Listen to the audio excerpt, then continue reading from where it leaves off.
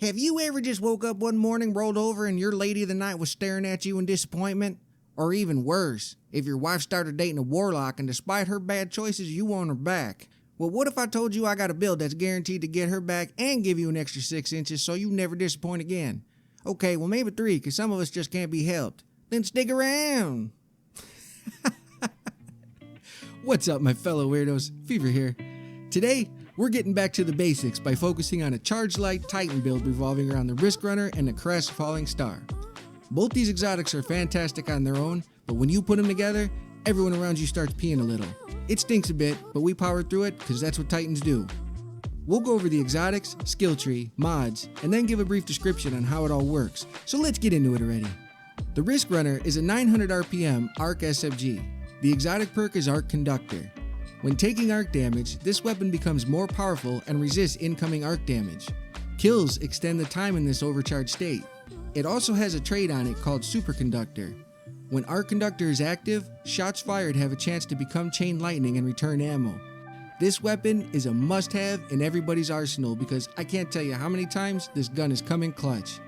The Crest Falling Star is the Thunder Crash exotic chest piece that came out in Season 12. The exotic perk is Glorious Charge.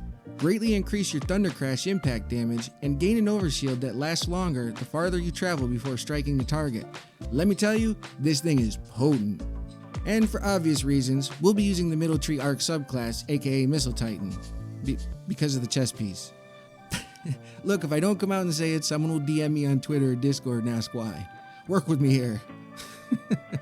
The skill tree perks are Thunder Crash, Ballistic Slam, Impact Conversion, and Inertia Override.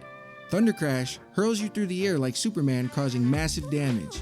Ballistic Slam is the melee. After sprinting, jump in the air and slam into the ground to damage nearby enemies. Impact Conversion gives super energy and procs Inertia Override when you use Ballistic Slam. And Inertia Override reloads your equipped weapons and gives you a damage buff when sliding over ammo. Bungie did a really good job on the flow of this one. This is going to be a 2 Elemental Well and 3 Charged Light setup. The Well mods are Elemental Armaments and Font of Wisdom. Elemental Armaments has a chance to drop a well anytime you kill an ad with a weapon that has an element matching your subclass, which in this case is the RiskRunner. And Font of Wisdom gives you a hefty increase to your intellect for 30 seconds when you pick up a well matching your subclass. Something I've noticed when you're killing ads though, another well from the Armaments mod doesn't seem to drop until right before or right after the Font of Wisdom timer runs out. This could just be my RNG, but I thought I should mention it anyways. The 3 Charged Light mods are Powerful Friends, Heavy-Handed, and Taking Charge. Powerful Friends makes your teammates charge with light whenever you cast your super, but it also gives you plus 20 to your strength, which is what we're after.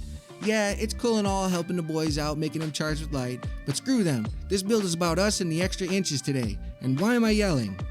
Heavy-Handed gives you half of your melee energy back when you use a charged melee, consuming 1 stack of Charged Light. This mod also has a secondary perk that is only active if you have another arc mod socketed in as well, and don't worry, we will. The second perk says, while surrounded by multiple combatants, defeating a combatant with a fusion rifle, shotgun, sidearm, or SMG adds ammo for that weapon to your reserves. Because of this second perk, consider using the primary slug shotgun as well. This comes in really handy when you use the charged melee ability and pile drive into a group of ads. And Taking Charge makes you charge with light by picking up Orbs of Power. But if you don't have Taking Charge or have a Masterwork RiskRunner, you could swap that out for a mod called Swift Charge instead. That mod also has a secondary perk for pulse rifles. The reason I chose not to use it is because I didn't need the secondary perk, and it takes up 5 energy on your armor versus Taking Charge it only takes up 3. We need as many slots as possible for the minor mods. And speaking of minor mods, to really bring this build together, I highly recommend Hands On for the helmet to gain bonus super energy on melee kills, Momentum Transfer on the arms to reduce melee cooldown when causing damage with a grenade, Innervation and Absolution on the legs to reduce grenade and ability cooldown each time you pick up an orb, and Outreach on the Titan mark to reduce melee cooldowns when using your class ability. Now let's talk about how to utilize these. When you come up to a crowd of ads, start mowing them down with the RiskRunner. If they're not shooting arc at you, throw a pulse grenade at your feet to proc Superconductor, because that still works for some reason. It should drop an arc well from Elemental Armament and some Orbs of Power if your RiskRunner is masterworked. Pick up the elemental well and the orbs of power, which will make you charge with light from taking charge and give you a 30-second buff to your intellect from the mod font to wisdom. Do your baby slam melee into some more adds to get a bump in your super energy from the skill tree and font to wisdom at the same time. That melee will consume 1 stack of charge with light and refund half your melee energy back. The more adds you're slaughtering while you have that 30-second buff, the faster your super energy goes up, so just keep slamming into them with your melee and pillaging villages with the RiskRunner.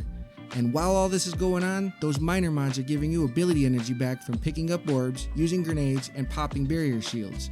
Once you have a full super, I think we all know what to do with the Missile Titan. This thing is stupid with the amount of damage it can do. As far as stats go, the only one I worried about was strength, so I can get my melee back as fast as possible. This is a very simple but powerful build that I found to be a lot of fun in pretty much any PvE activity. The only one I would use caution in would be the Grandmaster Nightfall. This build requires you to be up in everybody's grill, and we all know that doesn't fly in the GMs, unless you're an idiot like me and die a lot. Now go out there and impress that lady of the night, use those inches. Thank you so much for taking the time to watch my videos. If you found it helpful, a like would be greatly appreciated, but more importantly, just be a good person to one another and have a fantastic day. Thank you!